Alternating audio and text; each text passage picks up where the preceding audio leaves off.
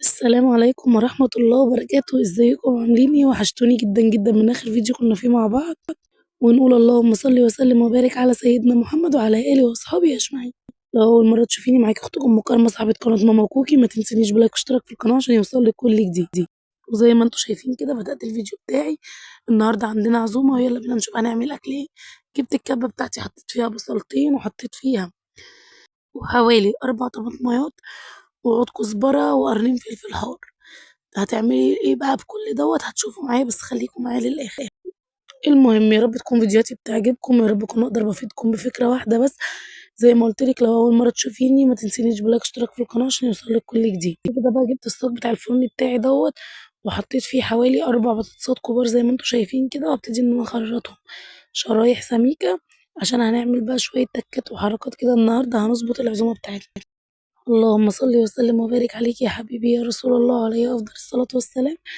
بصوا بقى، بعد ما خرطت البطاطس دي كلها جبت الخلطة اللي انا ضربتها في الكبة معاكم، اللي هي الطماطم والبصل والفلفل والكزبرة، وهنبتدي نملحها. هنحط توابل ايه؟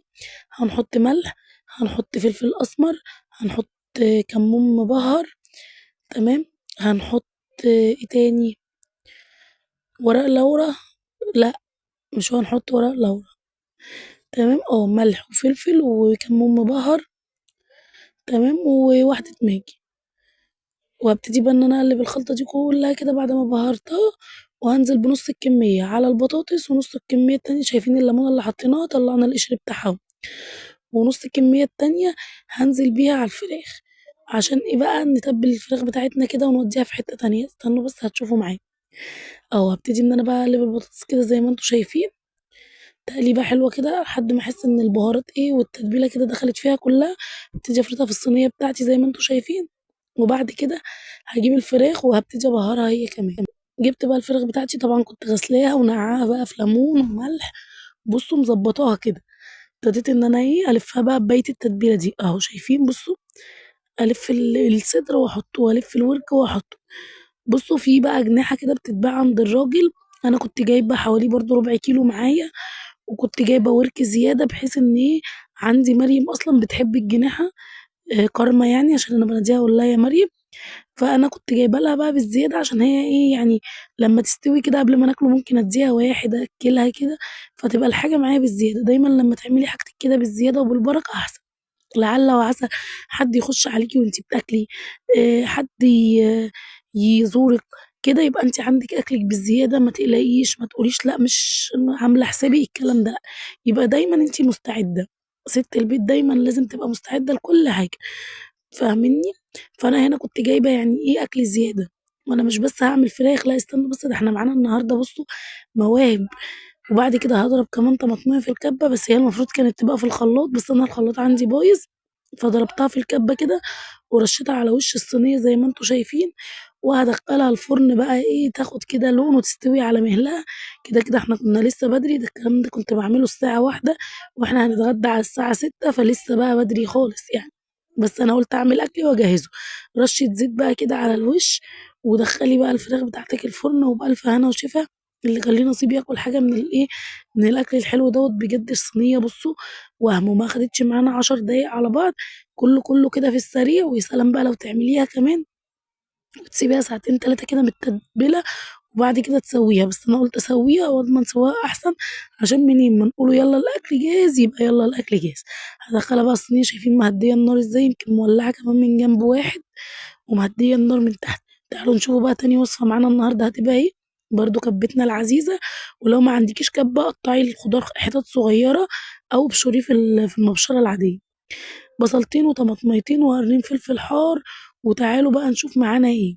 النهارده أهوّة بقى معايا تاني وصفة، ده كان حوالي 400 جرام كده من اللحمة، ماشي. أنا كنت يعني جبتهم، قُلت أعمل صنف كمان جنب الأكل للناس اللي ما بتاكلش الفراخ، فاهمينّي؟ في ناس بتبقى ما لهاش تُقل على الفراخ، فده صنف تاني يبقى محطوط يعني جنب الأكل. بهاراتنا اللي هي ال7 بهارات، ملح وفلفل، وهاحط بقى عليها دي روري، وهاحط كمان قرفة خشب. قرفة خشب على اللحمة، اصبروا بس هتودّي التيست معايا في حتّة تانية. أهو الورق اللوري وأهو القرفة الخشب، طبعًا زي ما أنتم شايفين معايا 2 برام، فأنا هاكسر عود القرفة نُصّين عشان أحط النُص ده في برام والنُص ده في برام، تمام.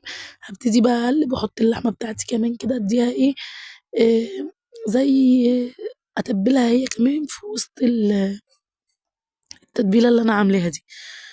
أهو زي ما أنتم شايفين كده هابتدي بقى أفرش شوية بُصّوا كنت هاحط اللحمة على طول، بس بعد كده طلّعتها تاني وقُلت أحط شوية من التتبيلة كده في القعر عشان اللحمة بتاعتي ما تلزقش وتبقى حلوة ومضبوطة. فاهمين؟ أكيد فاهمين. أهوّة زي ما أنتم شايفين كده وبُصّوا كانت مستوية وجميلة. هاحط بقى بقية التتبيلة دي على الوش وهادخّلها الفرن من غير ما أغطّيها بورق فويل ولا أي حاجة. أهو بُصّوا حطيت نُص عود القرفة هنا ونُص عود القرفة هنا، هيودّي معايا التيست بتاع اللحمة في حتّة تانية وهيدّيني طعم مختلف جدًا ونكهة جميلة أوي، حتّى كل اللي هيدوقها هيقول لِك عاملاها إزاي. تمام، تمام. أهو وزوّدتها شوية مَيّة عشان طبعًا اللحمة تستوي معايا وهادخّلها الفرن هي كمان.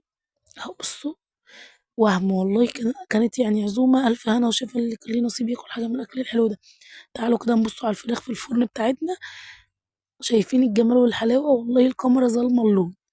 أهو بصوا، وادي كمان البرايم في الفرن. تعالوا بقى نعمل الرز. وطبعا الرز مش هديكوا وصفته قوي لأن كلنا عملناه كذا مرة يعني، بس أنا برضو حبيت أشارك معاكم الرز جنب الأكل كمان. هعمل رز إيه؟ أنا هعمل رز بالكركم أو رز بالبهارات. ولعت بقى على الفراخ تسخن هنا زي ما انتوا شايفين، وعملت الرز جنب مني. شايفين الجمال والحلاوة؟ يلا بينا نغرف الفراخ بتاعتنا. طبعا هنا كنت اتلسعت. يلا بينا بقى نغرف الأكل بتاعنا عشان نقدمه. شايفين بقى الجمال والحلاوة؟ بجد شوية فراخ ألف هنا وشفا، والرز بتاعي لونه حلو وجميل ازاي، والبرايم طلعت من الفرن. يلا كمان نغرف البطاطس ونطلع مخلل. عايزة تعملي سلطة اعملي، بس أنا بصراحة استكفيت بأكلي الحلو دوت كان جميل. ألف هنا وشفا اللي كان ليه نصيب ياكل حاجة منه. يا رب أكون فدتكم بحاجة واحدة بس. أستودعكم في الله الذي لا تضيع ودائعه، ومع السلامة.